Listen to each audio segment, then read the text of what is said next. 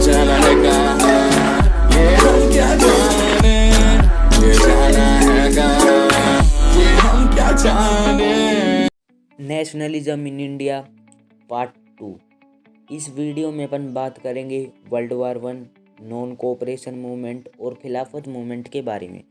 सबसे पहले बात करते हैं वर्ल्ड वार 1 के बारे में।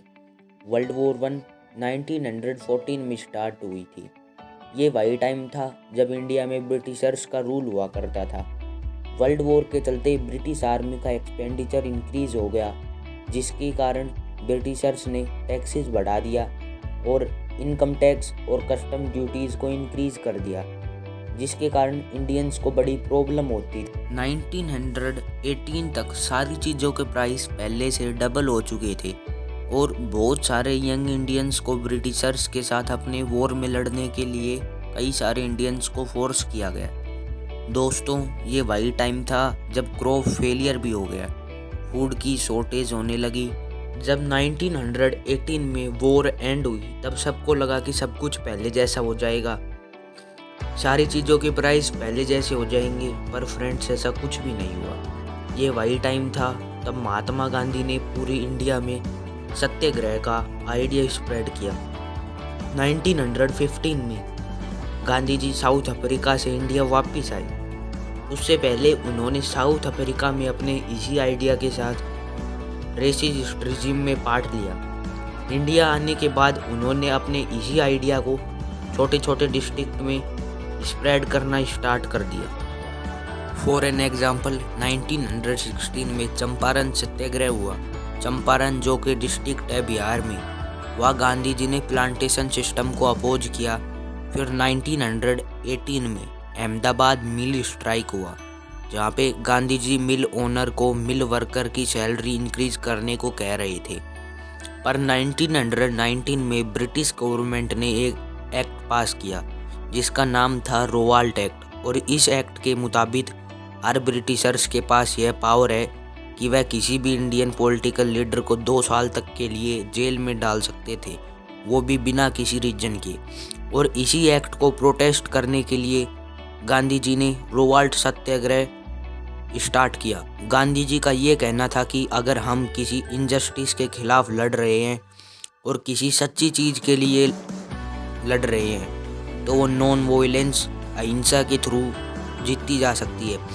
और इसी आइडिया को सत्याग्रह का नाम दिया गया। रोवाल्ट सत्याग्रह के दौरान काफ़ी लोगों ने अपनी शॉप को बंद कर दिया और काफ़ी लोग स्ट्राइक पे भी चले गए। इस पूरे प्रोटेस्ट को कंट्रोल करने के लिए ब्रिटिश गवर्नमेंट ने मार्शल लॉ को इम्पोज कर दिया।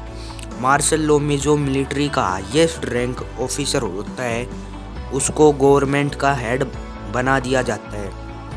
उस टाइम पे यह रिस्पॉन्सिबिलिटी जनरल डायर को दी गई। 13 अप्रैल 1919 जलियांवाला बाग में बैसाखी का फेस्टिवल लगा था। बहुत सारे लोग वहाँ पे खुशियाँ मना रहे थे, बट उसी टाइम पे वहाँ पे जनरल डायर पहुँच गया और उसे सारे एग्जिट पॉइंट को बंद करवा दिया और उन्होंने बिना कुछ सोचे समझे इंडियंस पर गोली चलाना शुरू कर दिया। रिपोर्ट्स के अनुसार अराउंड 350 इंडियंस मारे गए थे और 1200 से ज़्यादा लोग इंजर्ड हुए थे। ब्रिटिशर्स का ऐसा करने का एक ही एम था कि इंडियंस के अंदर डर बना रहे और वो उस आगे से ऐसा प्रोटेस्ट ना करें, पर उल्टा लोगों ने गवर्नमेंट बिल्डिंग्स को वो अटैक करना शुरू कर दिया और यह एक वॉयलेंट मूवमेंट बन गया। जब गांधी जी को ये पता चला तो उन्होंने इस मूवमेंट को वापस ले लिया। गांधी जी ने एक बुक लिखी थी जिसका नेम था हिंद स्वराज।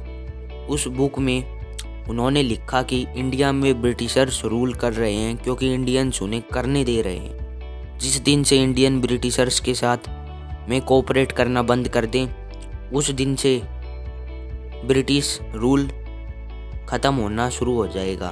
तो इसी सोच के साथ में गांधी जी ने नॉन कोऑपरेशन मूवमेंट को स्टार्ट करने का फैसला लिया। इस बार गांधी जी चाहते थे कि सारे इंडियंस इस मूवमेंट में मिलजुल कर एक साथ पार्ट ले, इसलिए हिंदू और मुस्लिम को एक साथ करना काफ़ी ज़्यादा इम्पोर्टेंट था। तो महात्मा गांधी मोहम्मद अली और शौकत अली से मिले, जो उस टाइम के मुस्लिम पॉलिटिकल लीडर हुआ करते थे।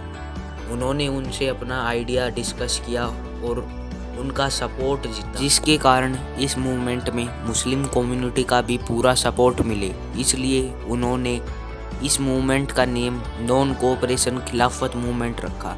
जो खलीफा थे वो इस्लामिक वर्ल्ड के स्पिरिचुअल लीडर थे। तो दोस्तों, ये था second part nationalism in India का। और अगर आप चैनल पे नए हैं तो चैनल सब्सक्राइब कर लेना। मिलता हूँ आपको अगली वीडियो में, तब तक के लिए